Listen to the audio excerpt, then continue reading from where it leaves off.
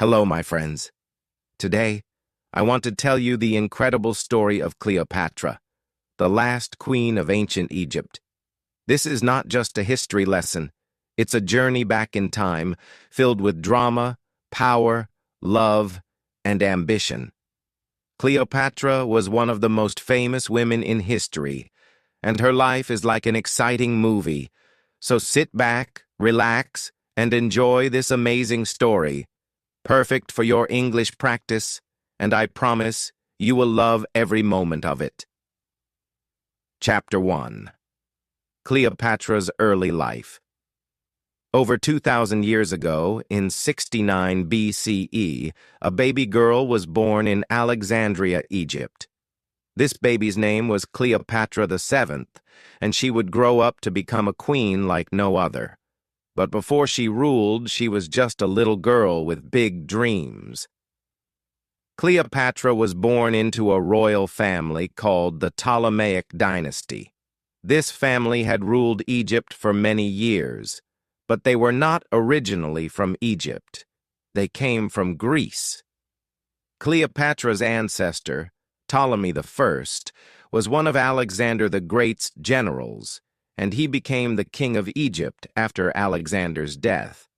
So Cleopatra's family was both Greek and Egyptian.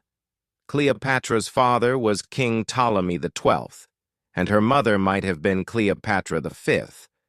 But historians are not completely sure about her mother's identity. Cleopatra grew up in a palace surrounded by luxury. She had servants, beautiful clothes, and the best education. But life in a royal family was not as easy as it seemed. There was always danger. Family members fought for power and sometimes even killed each other to become king or queen. From a very young age, Cleopatra learned that knowledge was power. While most women in her time were not educated, Cleopatra studied hard. She learned many languages, including Greek, Latin, Egyptian, and even Hebrew. It is said that she could speak at least 7 languages fluently. This was rare and made her very special. Cleopatra was also curious about everything. She studied science, math, literature, and politics. She wanted to be more than just a queen who wore a crown. She wanted to be a wise and powerful ruler. But she had another secret weapon: charm. Cleopatra was not only intelligent, she was also very confident. People said she had a beautiful voice that could capture anyone's heart. But her childhood was not all happy. Her father, King Ptolemy XII, was not a strong ruler. Many people in Egypt did not like him because they thought he was weak and spent too much money. Sometimes Cleopatra's family had to leave Egypt to stay safe. Cleopatra learned at a young age that being a ruler meant facing many enemies. When Cleopatra was around 14 years old, her life changed forever. Her mother disappeared. Some say she died, while others believe she was killed. Cleopatra's father became very sick, and soon Cleopatra would have to fight for the throne. She was still a teenager, but she was already preparing to become queen. What made Cleopatra different from other rulers was her deep love for Egypt. Even though she was part of a Greek family, she respected Egyptian traditions. She was the first Ptolemaic ruler to learn the Egyptian language, and she even presented herself as the goddess Isis, a powerful figure in Egyptian mythology. By the time Cleopatra was a young woman, she was ready to rule. But ruling Egypt would not be easy. She had enemies inside and outside her family. She knew she would have to be brave, clever, and strong. And so, the story of Cleopatra's rise to power begins. Chapter 2. Cleopatra becomes queen. Cleopatra was no ordinary young woman. From the moment she was born, her destiny was to rule, but becoming queen was not easy. It was a path full of danger, betrayal, and clever plans. Let me tell that how Cleopatra became the queen of Egypt. When Cleopatra was 18 years old, her father, King Ptolemy XII, passed away. In his will, he declared that Cleopatra would rule Egypt, but not alone. She had to share the throne with her younger brother, Ptolemy XIII, who was only 10 years old. Yes, in ancient Egypt it was common for siblings to rule together even if they were very young, but Cleopatra didn't want to share her power. She believed she was more capable and smarter than her brother. She had studied languages, history, and politics, while her brother was just a child with no experience.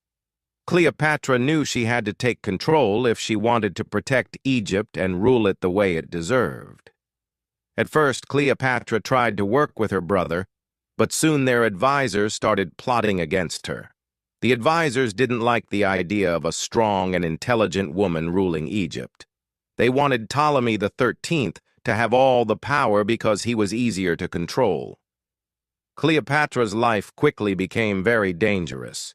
She was forced to leave the royal palace and flee to the desert.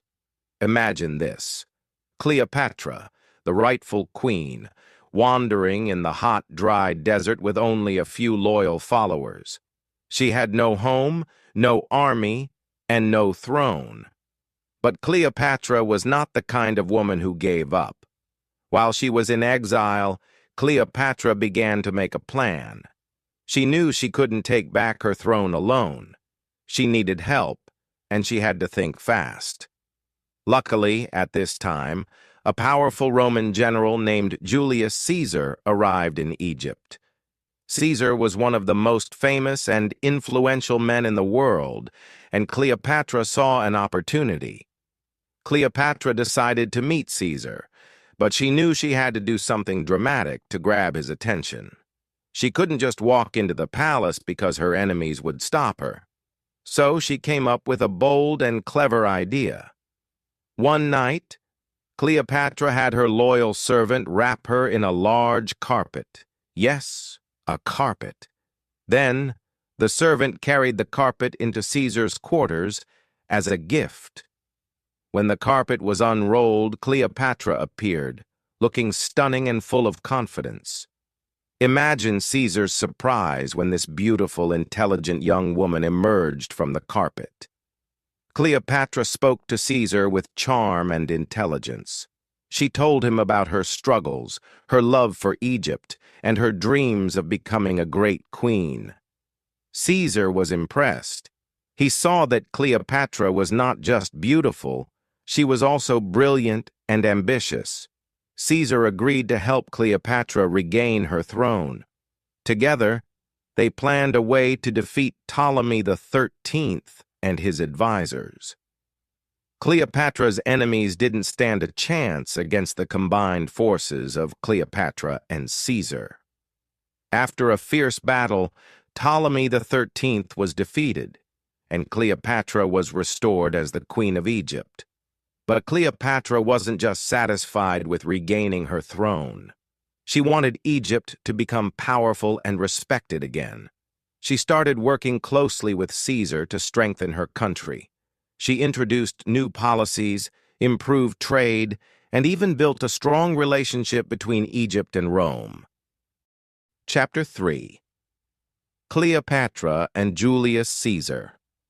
Cleopatra was now the Queen of Egypt, but her life was far from peaceful. She had won her throne back with the help of Julius Caesar, one of the most powerful men in Rome. But their story wasn't just about politics. It was also about love, ambition, and danger. After Cleopatra defeated her brother, Ptolemy XIII, with Caesar's help, she became the most powerful person in Egypt. But she didn't want to just rule Egypt. She wanted to make her country strong and respected across the world.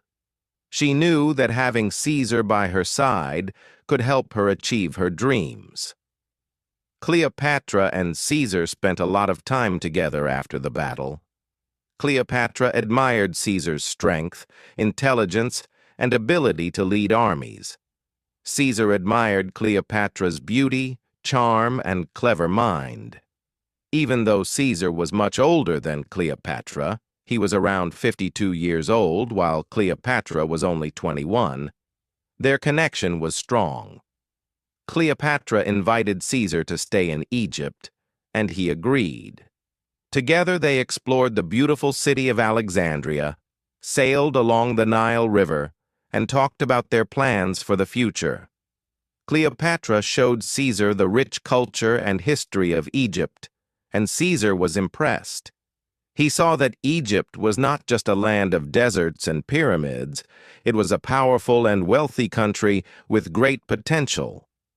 During this time, Cleopatra became pregnant. In 47 BCE, she gave birth to a son, whom she named Ptolemy Caesar, but people called him Caesarion, which means Little Caesar. Cleopatra believed that Caesarion would one day unite Egypt and Rome, creating a powerful empire. She wanted her son to be a symbol of strength and unity. But their happiness didn't last long. Cleopatra and Caesar's relationship caused a lot of problems. Many people in Rome didn't like the idea of Caesar being so close to a foreign queen. They thought Cleopatra was trying to take control of Rome through Caesar. Some even called her a dangerous temptress. Caesar decided to return to Rome, but he didn't leave Cleopatra behind. Instead, he invited her to come with him. Cleopatra, always bold and fearless, agreed. She traveled to Rome with Caesarion and a grand entourage. Imagine the scene. Cleopatra arriving in Rome with golden chariots, exotic animals, and beautiful Egyptian servants. She wanted to show the Romans the wealth and power of Egypt. In Rome, Cleopatra lived in a luxurious villa provided by Caesar. She attended banquets, met important Roman leaders, and even influenced Roman fashion with her Egyptian style. But not everyone welcomed her. Roman women were especially unhappy because Cleopatra was so different. She was confident, glamorous, and unafraid to stand out. While in Rome, Cleopatra witnessed Caesar's rise to power. He declared himself dictator for life, meaning he had complete control over Rome. Cleopatra hoped that this would strengthen their alliance, but trouble was brewing. Many Roman senators were unhappy with Caesar's growing power, and they started plotting against him. In 44 BCE, something terrible happened.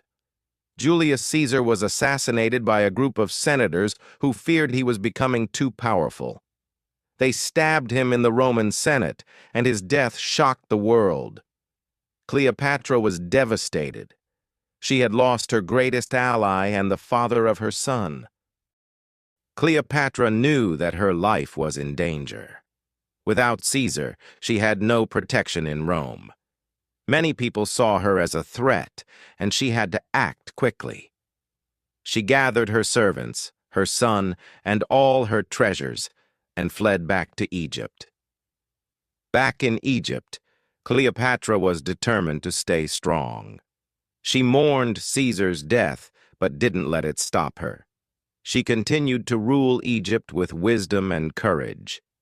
She strengthened her army, improved the economy, and prepared for whatever challenges would come next. Cleopatra also made sure to protect her son, Caesarion.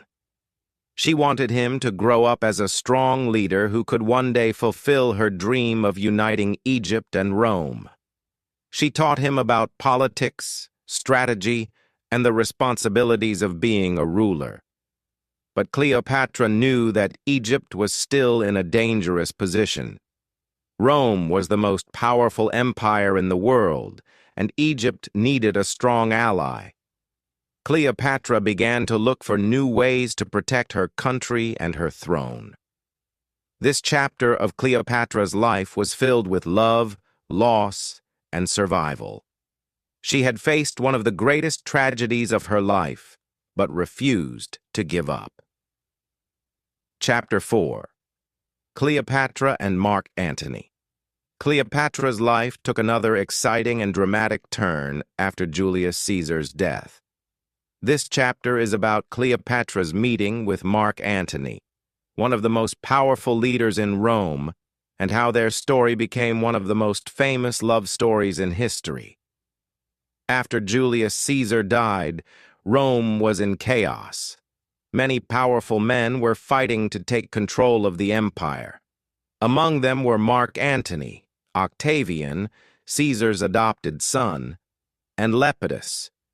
Together they formed the Second Triumvirate to rule Rome, but it was clear they didn't trust each other. Mark Antony was a brave soldier and a skilled leader. He was strong, handsome, and very confident. He was also charming, and people admired him. Mark Antony had heard about Cleopatra, the beautiful and intelligent queen of Egypt, but they had never met. At this time, Mark Antony wanted Egypt's support because Egypt was a rich and powerful country. Cleopatra, on the other hand, wanted to protect Egypt from Rome's growing power. She knew that building a strong alliance with Mark Antony could help her achieve that. One day, Mark Antony sent a message to Cleopatra. He wanted her to meet him in Tarsus, a city in modern-day Turkey, to discuss their alliance. Cleopatra knew this was her chance to impress Antony, and she planned something unforgettable. When Cleopatra arrived in Tarsus, she didn't just come as an ordinary queen. She made a grand entrance that would leave everyone speechless. Cleopatra sailed to Tarsus on a golden ship with silver oars and purple sails. She dressed as the goddess Aphrodite, the goddess of love and beauty, and surrounded herself with beautiful servants dressed as gods and goddesses. The air was filled with the sweet smell of perfumes and flowers. When Antony saw Cleopatra, he was amazed. He had never seen anyone like her. She was confident, intelligent, and beautiful. Cleopatra spoke to Antony with charm and wit, and he couldn't take his eyes off her. That meeting was the beginning of their powerful and passionate relationship. Cleopatra invited Antony to come to Egypt, and he accepted. In Alexandria, they spent time together, enjoying lavish banquets, parties, and games. Cleopatra showed Antony the beauty of Egypt and its rich culture. They laughed, shared stories, and made plans for the future. Antony fell deeply in love with Cleopatra, and she fell in love with him too. Together, they dreamed of creating a great empire that would rule both Rome and Egypt. Cleopatra believed that with Antony by her side, she could protect Egypt and make it more powerful than ever. But their relationship wasn't just about love. It was also about politics. Antony needed Cleopatra's wealth and resources to support his military campaigns, and Cleopatra needed Antony's power to protect Egypt. They both knew that they were stronger together. Cleopatra and Antony's love grew stronger, and they even had 3 children together: a son named Alexander Helios, a daughter named Cleopatra Selene, and another son named Ptolemy Philadelphus. Cleopatra was proud of her family and believed her children would one day rule a great empire. However, not everyone was happy about their relationship. In Rome, Antony's alliance with Cleopatra made many people angry, especially Octavian. Octavian saw Cleopatra as a threat and accused her of trying to take control of Rome. He began spreading rumors that Cleopatra had bewitched Antony with her beauty and charms. Antony's alliance with Cleopatra also caused problems in his personal life. He was already married to Octavian's sister, Octavia, but he chose to stay with Cleopatra instead. This created tension between Antony and Octavian, and their rivalry grew stronger. The tension between Antony and Octavian eventually led to war. Octavian declared Cleopatra and Antony enemies of Rome and sent his army to fight them. Cleopatra and Antony prepared for battle, knowing that everything they had worked for was at stake. Chapter 5. The Fall of Cleopatra and Mark Antony. Cleopatra and Mark Antony were ready to fight for their love, their dreams, and their kingdoms. They stood together as a powerful couple, determined to protect everything they had built. But their final chapter was filled with betrayal, heartbreak, and courage that would inspire people for centuries. Octavian, their greatest enemy, was determined to destroy Cleopatra and Antony. He wanted to take control of Egypt and stop Antony from gaining more power. Octavian's army was strong, disciplined, and well prepared for war.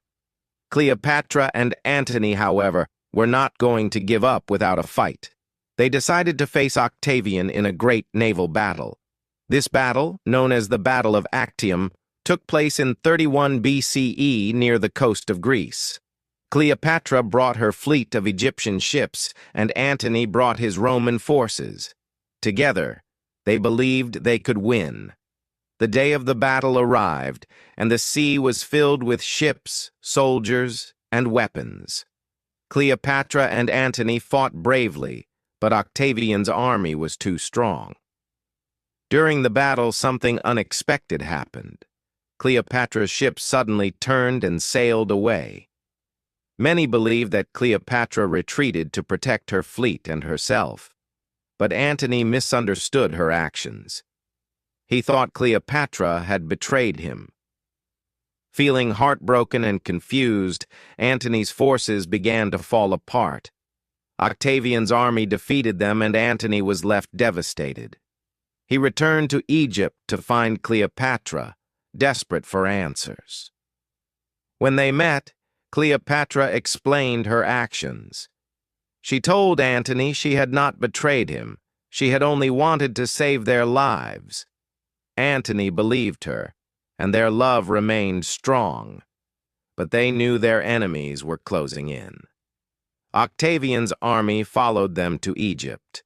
Cleopatra and Antony tried to defend Alexandria, but they were outnumbered.